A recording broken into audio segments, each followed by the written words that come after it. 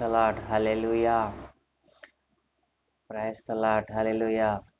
ప్రభువునందు ప్రియ దేవుని జనాంగమా, మన ప్రభువును రక్షకుడైన యేసుక్రీస్తు ప్రభుల వారి ప్రశస్త నామమున మీకు శుభములు తెలియజేస్తూ ఉన్నాను.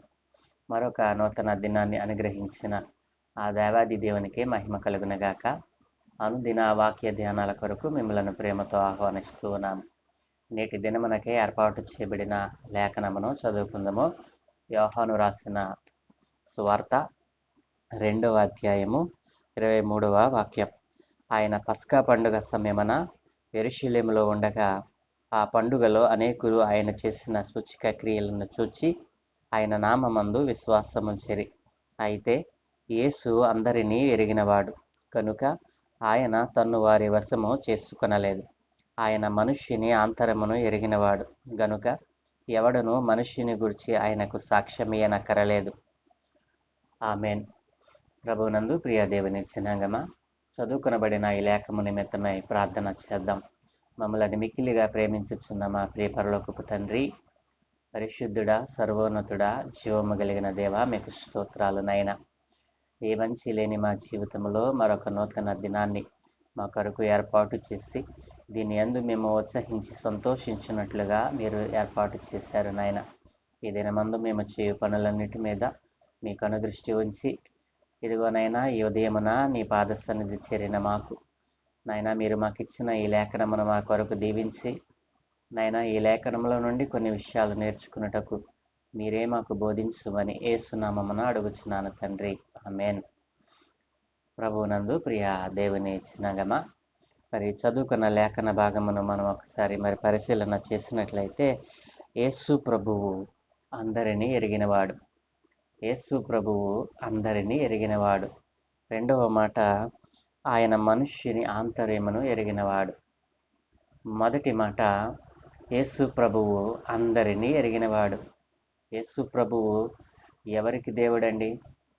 యేసు ప్రభువు అందరికీ దేవుడే. మరి యేసు ప్రభువు ఒక కులానికో ఒక ప్రాంతానికో మరి చెందినవాడు కాదండి. యేసు ప్రభువు అందరికీ దేవుడే. యేసు ప్రభువు అందరికీ ప్రభువే. మరి యేసు ప్రభులు వారు మరి తను ప్రత్యక్షపరుచుకున్నటకు మరి ఆనాటి దినాలలో ఆయన సజీవముగా ఉండి ఉన్నప్పుడు, మనుష్య రూపుగా ఉన్నప్పుడు ఆయన అనేక సూచక క్రియలు ప్రజల మధ్య జరిగించారు. ఎందుకు సూచక క్రియలను జరిగించవలసి వచ్చింది అని అంటే, మానవ రూపంలో ఉన్నటువంటి దేవుడు మరి పరలోకం నుండి దిగి వచ్చి ఉన్నాడని ప్రజలకు తెలియాలి అని అంటే, మరి ప్రజలు ముందెన్నడూ చూడనటువంటి ఆశ్చర్యమైన కార్యాలు వారు చవిచూడాలి. మనిషికి ఈ అధికారం ఎక్కడ నుండి వచ్చిందో అని వారు గ్రహించాలి. కాబట్టి నా ప్రియ దేవుని జనాంగమా, సూచక క్రియ చేయకపోతే యేసు దేవుడు కాడా? అలా అని మనం అనకూడదు. ఎందుకంటే ఆయన క్రియల వలన దేవుడు అనిపించుకోలేదండి. ఆయన మనిషి రూపముగా ఉండి మరి ఈ లోకంలో ఉన్నటువంటిది దేనిని తనకు అంటించుకొనకుండా, ఈ లోకంలో ఉన్నటువంటి మరి శాపమును పాపమును ఆయన పారద్రోలి ఆయన తండ్రి వద్ద నుండి ఏ రీతిగా పరిశుద్ధినిగా ఈ లోకానికి వచ్చాడో, తాను తిరిగి వెళ్ళు పర్యంతము ఆ పరిశుద్ధమైన జీవితాన్ని ఆయన కనపరిచి మనకు మాదిరిగా ఉంచి వెళ్ళారు. కాబట్టి యేసు ప్రభుల వారు అందరికీ ప్రభువై ఉన్నాడు. నేటికి ఆయన వాక్కు మన మధ్య సజీవముగానే ఉండి ఉన్నది. ఆయన మనతో మాట్లాడుతూ ఉన్నాడు. మరి యేసు ప్రభువుని సొంత రక్షకునిగా అంగీకరించినటువంటి వారు ఆ యొక్క ప్రసన్నతను వారు అనుభవిస్తూ ఉంటారు. కాబట్టి ఈ దినాన్న ఎవరైనా సరే యేసయ్య నామమును ఎరిగిన వారు ఈ మాటలు వింటుంటే గనక మీకు ఒక మంచి అవకాశము.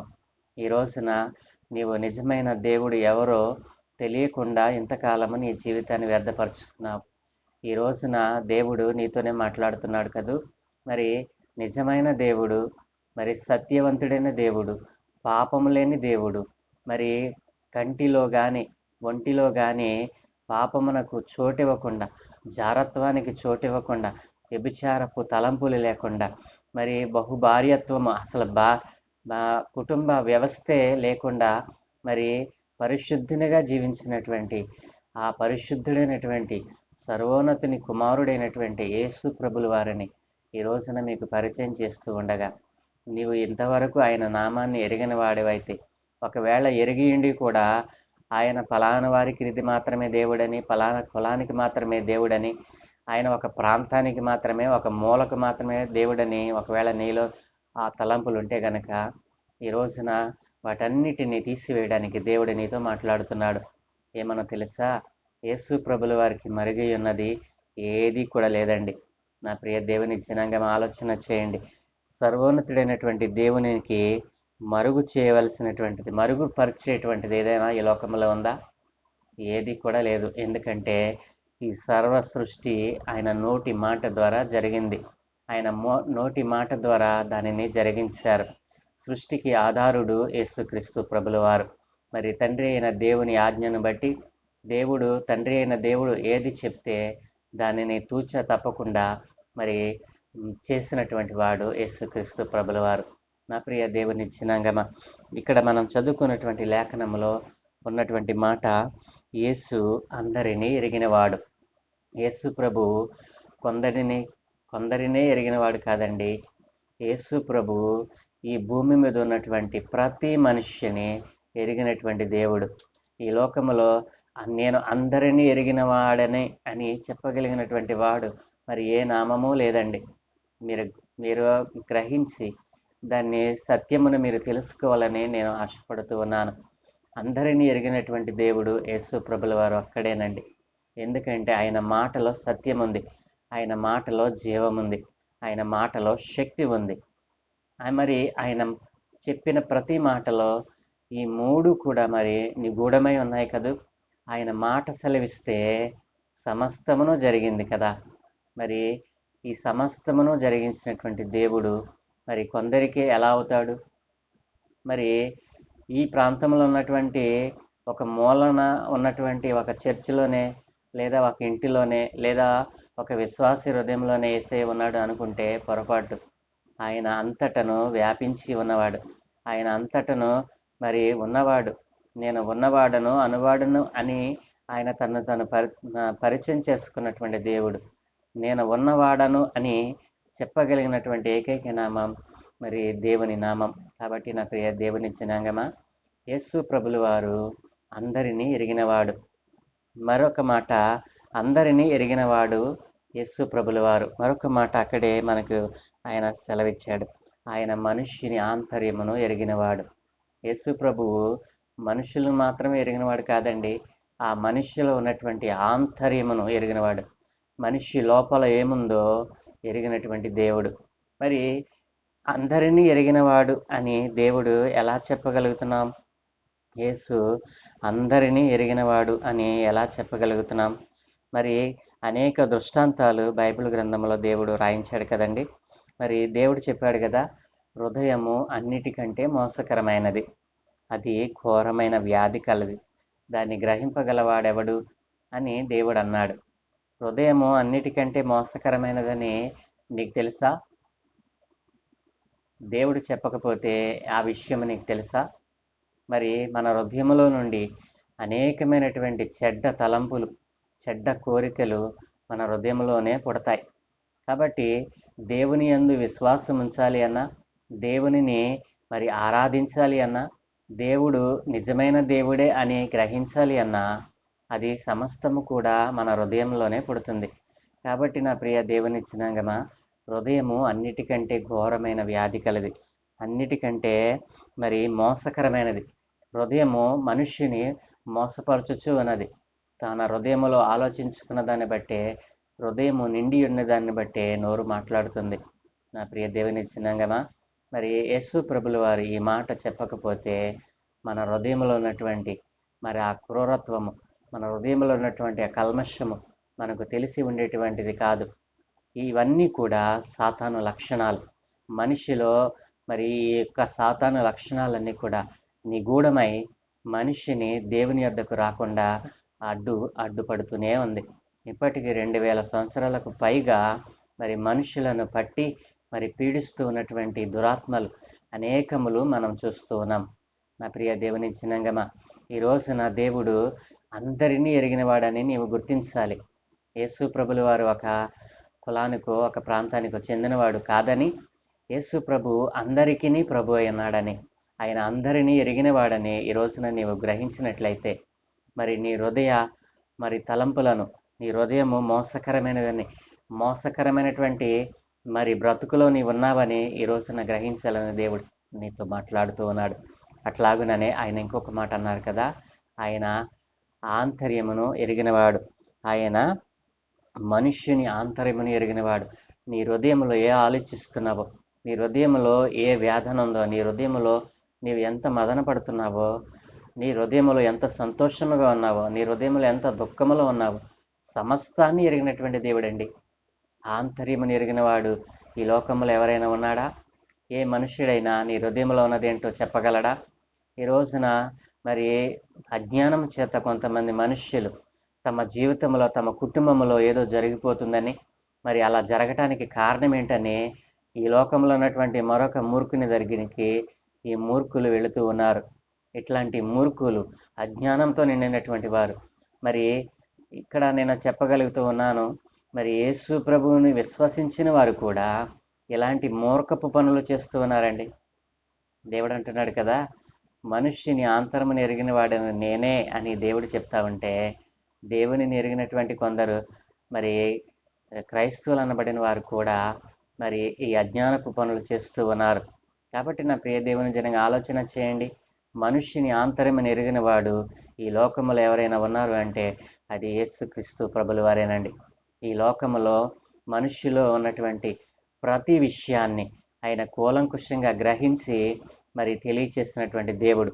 ఆయన భూమి మీద స్వార్థ కాలంలో ఉన్నప్పుడు మరి ఆయన చేసినటువంటి అద్భుత కార్యము, మరి మార్కు సువార్త 2వ అధ్యాయము మరి మొదటి వచనంలో రాయబడిన ఆ భాగంలో మనం చూసినట్లయితే, పక్షవాయువుతో నిండి ఉన్నటువంటి ఒక మనుష్యుని 4 మనుష్యులు మరి మంచం మీద ఉండగానే మరి యేసయ్య దగ్గరకు తీసుకుని వచ్చినప్పుడు, ఆయన మరి ఆ పక్షవాయు గల వానిని స్వస్థపరిచినప్పుడు వారు మాట్లాడినటువంటి మాటను మనం ఒకసారి జ్ఞాపకం చేసుకుంటే, మరి అక్కడ మరి యేసు ప్రభుల వారు ఆ పక్షవాయు గల వానిని స్వస్థపరిచినప్పుడు అక్కడ ఉన్నటువంటి పరిసయ్యులు, శాస్త్రులు ఏమని సరుగుకున్నారు? అక్కడ మనం ఆలోచన చేసినట్లయితే మార్కు సువార్త 2వ అధ్యాయము 8వ వచనములో ఈ రీతిగా రాయబడి ఉంది. వారు తమలో తాము ఇలాగున ఆలోచించుకొనుట యేసు వెంటనే తన ఆత్మలో తెలుసుకొని, మీరు ఇలాంటి సంగతులు మీ హృదయములలో ఎందుకు ఆలోచించుకొనుచున్నారు అని అన్నాడు. అక్కడ వారు ఏమని అనుకున్నారో తెలుసా అండి? యేసు ప్రభుకు వినపడతలేదులే అని తమ హృదయంలో తాము అనుకున్నారు. ఏమన్నా తెలుసా? మనుష్యుని యొక్క పాపములు క్షమించుటకు దేవుడు ఒక్కడే తప్ప మనుషుని పాపములను తీసివేయటకు మనిషికి ఎలా సాధ్యం అని తమలో తాము అనుకుంటూ ఉండగా, ఆ విషయాన్ని గ్రహించినటువంటి యేసయ్య ఆత్మలో ఆ విషయాన్ని తెలుసుకొని వారిని గద్దించినట్లుగా మనం చూడగలం. మన మనసులో ఏది ఉందో ఎరిగినటువంటి దేవుడు యేసుక్రీస్తు ప్రభుల వారు. నా ప్రియ దేవుని జనాంగమా, మరి మన మనస్సులో ఉన్నటువంటి ప్రతి విధమైనటువంటి కోరిక, మన ఆంతర్యంలో ఉన్నటువంటి ప్రతి విధమైనటువంటి ఆశ, మరి నీవు మరి దేనిని కావాలని అడుగుతున్నావో, దేనిని పొందుకోవాలని ఇష్టపడుతున్నావో సమస్తాన్ని ఎరిగినటువంటి దేవుడు యేసుక్రీస్తు ప్రభుల వారు. కాబట్టి ఒక మనిషిని గూర్చి ఆయనకి సాక్ష్యం ఇచ్చుటకు ఆయన మానవుడు కాదండి, దేవుడు. ఆయన అందరినీ ఎరిగినటువంటి వాడు. మనుష్యుని ఆంతర్యమును ఎరిగినటువంటి దేవుడు అనేక విషయాలు ఇక్కడ, నేను మిమ్మల్ని ఎరుగుదును, దేవుని ప్రేమ మీలో లేదన్నాడు. ఇది ఆయన ఎరిగి ఉండి చెప్పాడా, ఎరగక చెప్పాడంటారా? ఆయన సమస్తమును ఎరిగినవాడు గనుకనే ఆయన మాట చెప్పగలిగాడు. నేను మిమ్మల్ని ఎరుగుదును, కానీ మీరు నన్ను ఎరగరు, ఎందుకంటే దేవుని ప్రేమ మీలో లేదు అన్నాడు. యోహాను సువార్త 5:42లో ఈ మాట వ్రాయబడి ఉంది. నా ప్రియ దేవుని జనాంగమ, మరి యేసు ప్రభుల వారి దగ్గరకు అనేక మందిని తోడుకుని వచ్చినప్పుడు అనేక మందిని ఆయన స్వస్థపరిచారు. అయితే స్వస్థపరిచినప్పుడల్లా అక్కడ ఉన్నటువంటి శాస్త్రులు, పరిసయ్యులు ఆయనకు అడ్డుపడ్డారు. అనేక విషయాల ద్వారా ఆయనను విసిగించారు. వారి హృదయంలో ఉన్నటువంటి ఆ మూఢత్వాన్ని ఎరిగినటువంటి దేవుడు వారిని లేఖనముల ద్వారా గద్దించినట్లుగా మనం చూడగలం. నా ప్రియ దేవుని జనాంగమా, మరి ఇక్కడ ఒక మాటను మీకు పరిచయం చేయాలి. హెబ్రీయులకు రాసిన పత్రిక 4వ అధ్యాయము 13వ వచనములో ఈ రీతిగా వ్రాయబడి ఉంది. ఆయన దృష్టికి కనబడని సృష్టము ఏదీ లేదు. ఆయన దృష్టికి కనబడని సృష్టము ఈ లోకములో ఏదీ లేదు. మనము ఎవనికి లెక్క అప్ప చెప్పవలసి ఉన్నదో ఆ దేవుని కన్నులకు సమస్తమును మరుగులేక తేటగా ఉన్నది. నా ప్రియ దేవుని జనాంగమా, ఆయన దృష్టికి కనబడని సృష్టము ఈ లోకములో ఏదీ లేదు. ఈ సృష్టిని చేసినటువంటి దేవునికి మరి కనబడినటువంటి ఆయన చేసిన సృష్టం ఏదైనా ఉందా? ఆయన సృష్టించినటువంటి సృష్టిలో ఏదైనా కనబడింది ఉందా అని అంటే ఏది కూడా లేదని మనం చెప్పగలం. ఎందుకంటే దేవుడే చెప్పాడు కదూ. మరి మనము ఎవనికి లెక్క అప్పచెప్పవలసి ఉన్నది? ఆ సర్వాధికారి అయిన దేవునికే కదూ. కాబట్టి ఆయన అంటున్నాడు కదా, మరి మనము ఎవనికి లెక్క అప్పచెప్పవలసి ఉన్నదో ఆ దేవుని కన్నులకు సమస్తమును మరుగులేక అడ్డు లేకుండా తేటగా కనబడుతుందంట అండి. మరి సమస్తమును ఎరిగినటువంటి దేవుడు, ఈ సృష్టి అంతటినీ మరి చూస్తున్నటువంటి దేవుడు మరి పరలోకములో మనకున్నాడు. కాబట్టి నా ప్రియ దేవుని జనాంగమా, ఆయన మనుష్యుని ఎరిగినవాడు, రెండవదిగా మనుష్యుని ఆంతరమును కూడా ఎరిగినవాడు. కాబట్టి ఒక మనిషిని గురించి ఆయనకు సాక్ష్యం ఇచ్చడానికి మనం ఏ పాటి వారం? కాబట్టి నీలో ఉన్నటువంటి ఏ విధమైనటువంటి మరి శోధన అయినా, నీ ఆంతర్యములో నీ హృదయంలో ఉన్నటువంటి ఏ వ్యాధి అయినా సరే ఆయన ఎరిగినవాడు.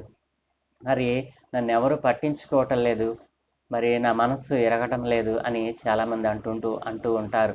నా ప్రియ దేవుని జనాంగమా, ఈ లోకంలో ఉన్న ఏ మనిషి కూడా నీ లోపల ఏముందో ఎవ్వరు కూడా మరి ఎరగరు. కాబట్టి ఒక వ్యాధితో ఉన్నటువంటి వ్యక్తి తన పరిస్థితి ఎలా ఉందో తనకు మాత్రమే తెలుస్తుంది. మరి తలనొప్పితో ఉన్నటువంటి వ్యక్తి, జ్వరముతో ఉన్నటువంటి వ్యక్తి, లేదా ఏదైనా వ్యాధితో బాధపడుతున్నటువంటి వ్యక్తికి తనలో ఉన్నటువంటి మరి ఆ బాధ, ఆ వ్యాధి యొక్క తీవ్రత తనకు మాత్రమే తెలుస్తుంది. కానీ నీవు ఒక్కడికే తెలుస్తుందని అనుకుంటున్నావు, కానీ నీకు కూడా ఒక్కొక్కసారి ఆ వ్యాధి తీవ్రత అర్థం కాదు. అది నిన్ను అంత గలిబిలి చేస్తూ ఉంటుంది. కాబట్టి గలిబిలి కలిగినటువంటి పరిస్థితుల్లో నీవు ఉన్నావా? నన్ను ఎవరునూ గుర్తించటం లేదని, మరి నాకెవరునూ మరి సహాయం చేసేవారు లేరని, నాకెవరు సలహా ఇచ్చేవారు లేరని ఒకవేళ నువ్వు మదన పడుతూ ఉన్నావా? మనిషిని ఆంతర్యం నెరిగినటువంటి దేవుడు ఒకరున్నారు. ఆయన యేసుక్రీస్తు ప్రభులవారు. నీ ఆంతర్యంలో ఉన్నటువంటి నీ వేదన ఏదైనా సరే, నీ శోధన, నీవు శోధింపబడుతున్నావా? నీలో ద్వేషం ఉందా? మరి నీలో దుఃఖం ఉందా? ఏది ఉన్నా సరే మరి ఆయన మనుష్యుని ఆంతర్యం నెరిగిన వాడు గనుక నీ మనసులో ఉన్నటువంటి మాటను ఆయనకు చెప్పినట్లయితే, నీవు చెప్పకముందే నేను ఎరుగుతానని దేవుడు చెప్పాడు కదా. మీ హృదయంలోనికి మీ మనసులోనికి తలంపులు రాకముందే నేను వాటిని ఎరుగుదును అని దేవుడు చెప్పాడు కదూ.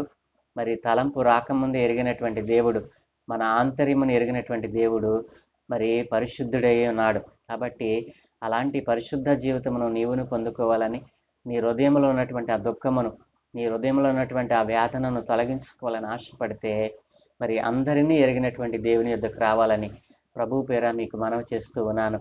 ఎంతకాలము నీవు అజ్ఞానములో ఉంటావు? మరి సత్యవంతుడైన దేవుడు, పాపము లేనటువంటి దేవుడు, అందరినీ రక్షించుటకు తన శరీరాన్ని, తన జీవితాన్ని ధారపోసినటువంటి దేవుడు యేసుక్రీస్తు ప్రభులవారు.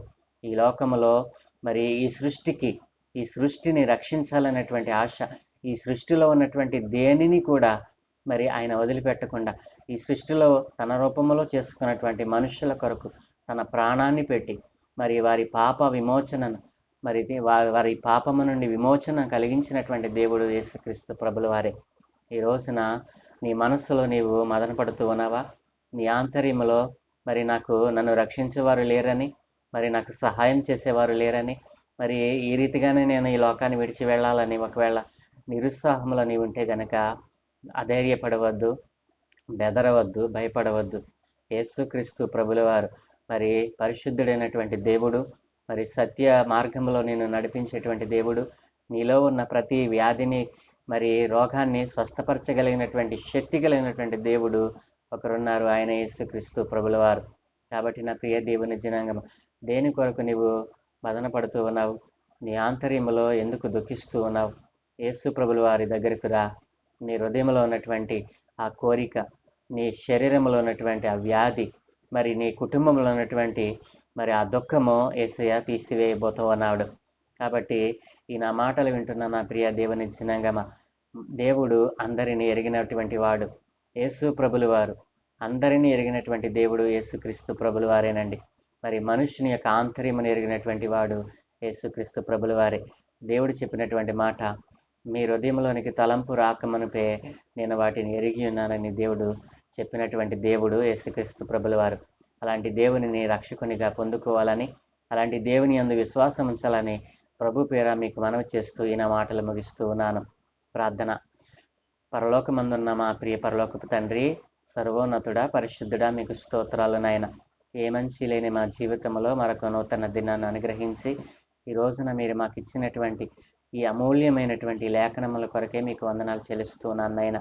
అయా, నీవు అందరినీ ఎరిగిన వాడవని, మనుష్యుని ఆంతర్యమును ఎరిగినటువంటి ఏకైక దేవుడవు నీవేనని ఈ రోజున నీ ప్రజలకు తెలియపరిచి ఉండగా, ఎందరైతే ఈ మాటలు యందు లక్ష్యం ఉంచారో వారి జీవితాల్లోనైనా, వారి కుటుంబాలలో ఉన్నటువంటి ప్రతి విధమైన శోధన, దుఃఖమును, అయినా వ్యాధనను వారి హృదయముల నుండి, వారి కుటుంబాల్లో నుండి, వారి పరిస్థితుల నుండి వారిని అయినా విడుదల దయచేసి నాయన, ఇదిగో నిత్యము మమ్మల్ని కనిపెడుతూ ఉన్నటువంటి నీ యందు విశ్వాసం నుంచి భాగ్యం అనుగ్రహించమని, సర్వమును ఎరిగిన వాడవు నీవేనని ఈ లోకమంతటను నాయన తెలుసుకున్నట్లుగా సహాయం దయచేయమని, ఈ మాటలు నాయన మరి ఎంత దూరం అయితే నాయన ఈ మాధ్యమం ద్వారా వెళుతూ ఉన్నాయో తండ్రి, నైనా ఇది అందరినీ మరి తాకున్నట్లుగా, అందరికీ చేరునట్లుగా నీ సహాయం దయచేసి, సత్యమైనటువంటి నీ వాక్యమందు విశ్వాసం ఉంచినట్లుగా, అందరూ నీ నామమును ఎరుగునట్లుగా సహాయం దయచేయమని, అయా ఇదిగో తండ్రి, స్వార్థ పనిలో అయినా ఇదిగో విరివిగా వాడబడుతున్నటువంటి నీ అభిషక్తులందరినీ మీ చేతులకు అప్పగిస్తున్నాను. నిస్వార్థముగానైనా నీ స్వార్థను ప్రకటించుటకు వారికి మనస్సును పుట్టించమని, అనేక ఆత్మల రక్షణ కొరకై వారు పాటుపడినట్లుగా సహాయం దయచేయమని, ఇదిగో స్వార్థ పనిలో ఇదిగో నీ పిల్లలైన వారిని అనేక మందిని నాయన నీవు ఏర్పాటు చేసుకొని, ఈ రీతిగా నా తండ్రి ఏ విధము చేతనైనాను నాయన నీ వాక్కులను అందరికీ నాయన ప్రకటింపబడినట్లుగా సహాయం దయచేసి, ఈ దినమందు మేము వచ్చే పనులన్నిటి మీద మీ కనుదృష్టి ఉంచి, అయా మీ ఆత్మను మాకు తోడుగా ఉంచండి. మీ దూతల కాపుదల మా ప్రతి ప్రయత్నంలో మాకు అనుగ్రహించి, అయా మేము ప్రార్థించి ప్రయత్నిస్తూ ఉండగా నాయన మాలో నాయన కార్యములు, మేము అడిగినటువంటి ప్రతి కార్యము మాకు సఫలపరిచి నీవే మహిమ, ఘనత, ప్రభావములు పొందుకోమని నజరేయుడును పరిశుద్ధుడును జీవము కలిగిన యేసు ప్రభుల వారి దివ్యనామమున ప్రార్థించి వేడుకుంటూ ఉన్నాము తండ్రి. Amen, amen, amen.